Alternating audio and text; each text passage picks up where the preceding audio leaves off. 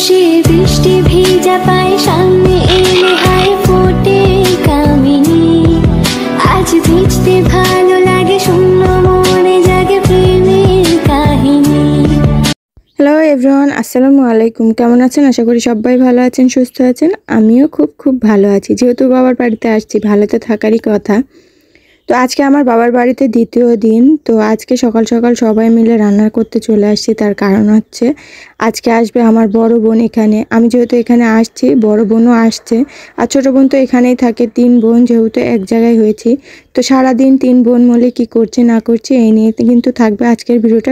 যদি একটুও ভালো লেগে থাকে তাহলে ভিডিওটার উপরে একটা লাইক, আর আমার চ্যানেলে যারা নতুন তারা অবশ্যই চ্যানেলটাকে সাবস্ক্রাইব করে আমার পুরো ভিডিওটি দেখার অনুরোধ রইল। তো এদিকে আমি মশলাপাতি করছি, আর ওদিকে বোন দিয়ে দিয়েছে হচ্ছে একটু হালিম রান্না করতে। যেহেতু আমরা 2 বোনই আছি, তো 2 বোনই ভাগাভাগি করে নিয়েছি রান্নাটা। কারণ হচ্ছে ও হালিম রান্না করছে আর আমি রান্না করব আলু ঘাটি মাছ দিয়ে। যেহেতু আমাদের এই বাবার বাড়ির এলাকাতে কোনো আলু ঘাটি করা হয় না, ওরা তেমন রান্নাও করতে পারে না। আর আমি যেহেতু আমার শ্বশুর বাড়ি থেকে আলু ঘাটিটা রান্না করতে শিখেছি, তো বললো তুই ওটা করে দে আর আমি হালিমটা রান্না করে দিই। তো হালিম রান্না প্রায় কমপ্লিট। ওর গেছে হচ্ছে ওর বাচ্চাকে খাওয়াতে, যেহেতু ওর বাচ্চা ভাত একেবারেই খেতে চায় না, আর আমরা তো কেউ খাওয়াতেই পারি না। তো ওদিকে বোন খেতে দিতে গিয়েছে, আর এখানে আমাকে বলেছে যে হালিমটা প্রায় হয়ে গিয়েছে, অল্প আঁচে রেখে দিয়ে গেছি, তুই একটু নাড়াচাড়া দিয়ে যদি হয়ে যায় তাহলে বন্ধ করে দিস। তো আমার এদিকে মনেই ছিল না, এসে দেখি তলাতে একটু লাগা লাগা অবস্থা হয়ে গিয়েছে। তো আমি নেড়ে চেড়ে বন্ধ করে দিয়েছি। বোন আলু সিদ্ধটাও দিয়ে গিয়েছিল চুলার উপর। তো হচ্ছে আলু সিদ্ধ করতে করতে কখন বন্ধ করে দিয়েছে আমি দেখি নাই। তো ও এমনভাবে আলু সিদ্ধটা করেছে যে একটু হচ্ছে শক্ত শক্ত প্রয়োজনই রয়েছে। তো ও বুঝতে পারেনি, মনে করেছে হালকা হলে আবার হচ্ছে ওরং আছে না, ওরং দিয়ে হচ্ছে ঘাটা দিলে হচ্ছে হয়ে যাবে। কিন্তু আলু ঘাটির যে ওরং দিয়ে ঘাটতে হয় না, আলুটাকে সুন্দরভাবে এমনভাবে সিদ্ধ করে নিতে হবে যাতে হাত দিয়ে চটকালে আলুটা একবারে মিহি হয়ে যায়। তো বুঝতে না পেরে যাই হোক আলুটা কোনো রকম সিদ্ধ করেছে। আমি হচ্ছে একটু ওকে বকাঝকাও করছিলাম আলুটা হচ্ছে সিদ্ধ মানে আলুটা ছানা করতে গিয়ে।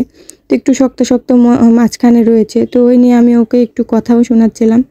যেহেতু আমি বড় বোন, ওর থেকে বড়, আমারও আবার বড় আছে, তো ওই জন্য ওকে একটু বকাঝকা করি। ও কোনো কিছু বলে না যেহেতু ও ছোট। তো এদিকে আমার আলুটাও বকাঝকা করতে করতে হচ্ছে ছেলা হয়ে গিয়েছে। তো এখন এটাকে নিয়ে গিয়ে আমি রান্না চড়িয়ে দেবো। এদিকে কড়াইটাতে আমি একটু ধুয়ে নিলাম, যেহেতু আলু সিদ্ধ করছিলাম। তো নিয়ে যেতে আর একটা জিনিস নিয়ে যাব, ঢাকনাটা মনেই ছিল না। তো এদিকে নিয়ে এসে ঘরটা আমার এখন সুন্দর লাগছে না। এর আগে কত জিনিসপত্র দিয়ে একবারে ছড়িয়ে ছিটিয়ে ছিল। তো এদিকে পরিষ্কার করে নিয়েছি, এখন শুধু আলু ঘাটিটা করলেই হয়ে যায়। ওদিকে ভাতটাও রাইস কুকারে দিয়ে দিয়েছে। আমাদের গ্রামের বাড়িতে কি হয়, লাকড়ির চুলায় সমস্ত কিছু করতে হয়, এই হচ্ছে রান্না করতে অনেকটা দেরি হয়। আর এখানে গ্যাসের চুলায় রান্না করে রাইস কুকারে ভাত দিয়ে আর জাস্ট তরকারিটা গ্যাসের চুলায় করা হয়, তো বেশি সময় লাগে না, এর জন্য হচ্ছে তাড়াতাড়ি হয়ে যায়।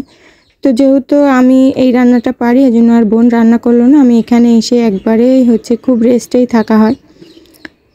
তো এই যে চুলাটা ধরিয়ে একটু তেলের পরিমাণটা বেশি করে দিয়েছি।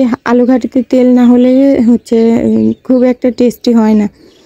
তো কোন কোন অঞ্চলে আলু ঘাটি খাওয়া হয় অবশ্যই কমেন্ট বক্সে জানিয়ে দেও। কিন্তু আমি মনে করি এই বগুড়ার অঞ্চলের এইদিকেই হচ্ছে আলু ঘাটিটা হয়, নাটোর বগুড়া এদিকের মানুষই বেশিরভাগ আলু ঘাটি খায়, অন্য অন্য অঞ্চলে খায় কিনা জানি না।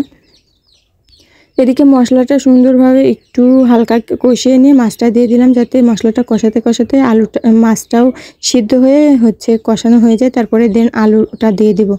তো এদিকে মাছটা দিয়ে একটু ঢাকনা দিয়ে ঢেকে হচ্ছে সিদ্ধ হতে দিব, যেহেতু মাছটা একটু সিদ্ধ হতে সময় লাগবে। আর এদিকে যে আলুগুলো নিয়ে আসছিলাম এগুলো একটু হাত দিয়ে সুন্দর করে চটকে নেব। তো বেশি ভালোভাবে চটকেতে পারিনি, তার কারণ হচ্ছে একটু শক্ত শক্ত ছিল, একটু দানা দানা হয়ে আছে, যেটা দানা দানা রাখা লাগে না।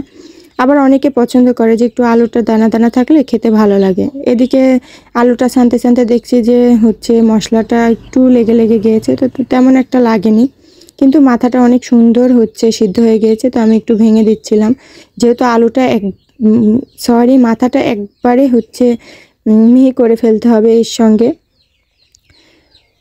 তো এদিকে হচ্ছে একটু সুন্দরভাবে কষিয়ে নিলাম, কষানো হয়ে গিয়েছে। আর এই যে পাতলা করে আলুটা নিয়ে নিয়েছি, বেশি পরিমাণ আলুতে পানি দেওয়া যাবে না, যেহেতু ফার্স্টে আমি একটু আলুটাকে সুন্দরভাবে কষিয়ে নেব, নইলে আলুটা কাঁচা আলু কেমন গন্ধ করে। যেহেতু মশলার সঙ্গে একটু লাগা লাগা অবস্থা হয়ে যাবে, ততক্ষণ পর্যন্ত এই আলুটাকে সুন্দর করে কষিয়ে নিতে হবে। তো এদিকে হচ্ছে অনেকক্ষণ ধরে কষিয়ে নিচ্ছিলাম। আলুটা রান্না করতে অনেকটা সময় লাগে, যেহেতু এইগুলো কাজ গ্যাসে আমি করে তেমন অভ্যস্ত না, তো রান্না করতে অনেকটা আমার সময় লেগে গিয়েছে। এদিকে বোনেরা চলে আসছে, হালিমটাও আমরা বেড়ে নিয়েছি। তো সেই হালিমটা আমরা বোনেরা মিলে একসঙ্গে খাওয়া দাওয়া কমপ্লিট করে নিচ্ছিলাম, অনেক মজা করছিলাম। আমরা হচ্ছে 3 বোন যখন এক জায়গায় হই তখন অনেক মজা হয়। তবে আমরা এখানে 3 বোন না, 3 বোন আছি, আর তার সঙ্গে আমার বড় বোনের ছোট মেয়ে, বড় মেয়ে সবাই আছে এখানে। এদিকে আমরা খেতে খেতে আব্বুকে খেতে দিতে আসছিলাম, যেহেতু আব্বু দোকান থেকে চলে আসছে। তো আব্বু হালিম খেলো না, কারণ হালিম খেতে নাকি তার পছন্দ না। এদিকে আলু ঘাটি দিয়ে ভাত দিয়ে দিয়েছি। সকালে রান্না করেছিলাম হচ্ছে কুমড় দিয়ে আর মাছ দিয়ে, সে দুটো তরকারি দিয়ে খেয়ে নিল। আর এদিকে আমরা বোনেরা মজা করে করে হালিম খাচ্ছিলাম। তো এদিকে কে কার আগে খাবো এই নিয়ে মারামারি হচ্ছিল। তো যাই হোক, ইগনোর করো। তো আমরা যে যেমন বাটা পেয়েছি, বড় ছোট, তো সেটা নিয়ে খাচ্ছিলাম। অনেকে বলতে পারো যে একটু ছোট ছোট কি বাটি ছিল না? হ্যাঁ, ছোট ছোট সিরামিকের অনেক সুন্দর সুন্দর বাটি ছিল। তো ওগুলো তো আমরা বের করে খাইনি, একসঙ্গে আমরা নিজেরাই খাবো, এগুলো একটু ইগনোর করো। তো হচ্ছে আমি আবার এক বাটি খাওয়ার পরে আবার নিয়ে নিয়েছি। তো এই নিয়ে হচ্ছে আমি ভাবছি একটু লেবু নিব, তো এটা রেখে চলে যেতে লাগছিলাম। তো ভাবলাম আমার ভাগটা কেউ নিয়ে নিতে পারে, ওই জন্য বাটিটা নিয়ে আমি চলে আসছিলাম। তো ওকে হচ্ছে আসলে আমরা দুষ্টুমি করে খাই, তো ভাবছিলাম যে কেউ খেয়ে নিতে পারে কিংবা সামলে রেখে দিতে পারে, এই জন্য বাটিটা নিয়ে গিয়ে লেবুটা মাখিয়ে হচ্ছে আবারও খেতে লেগে পড়লাম। তো সবাই মিলে এভাবে মজা করে খাওয়া দাওয়া কমপ্লিট করে নিচ্ছিলাম, আর আমরা হচ্ছে খুব মজা করি একসঙ্গে। আরও প্ল্যান ছিল আমরা ফুচকা খেতে এক জায়গায় যাব, কিন্তু প্ল্যানটা ক্যান্সেল করা হয়। তার কারণ হচ্ছে বৃষ্টি হচ্ছিল বাইরে ঝুমঝুম করে, তো এই জন্য হচ্ছে আর যাওয়া হলো না। দেন এদিকে খাওয়া দাওয়া কমপ্লিট করার পরে আমি গোসলটা সেরে বাইরে আসলাম, যেহেতু ঘরের মধ্যে প্রচুর গরম ছিল। গোসল করার পরও কেন জানি খুব গরম লাগছিল, তো ভাবলাম একটু বাইরে থেকে হচ্ছে একটু ঘুরে আসি। তো এখানে আমার মুখটা কেমন হচ্ছে একবারে মোটা মোটা লাগছিল, জানি না, গোলুমোলু লাগছিল।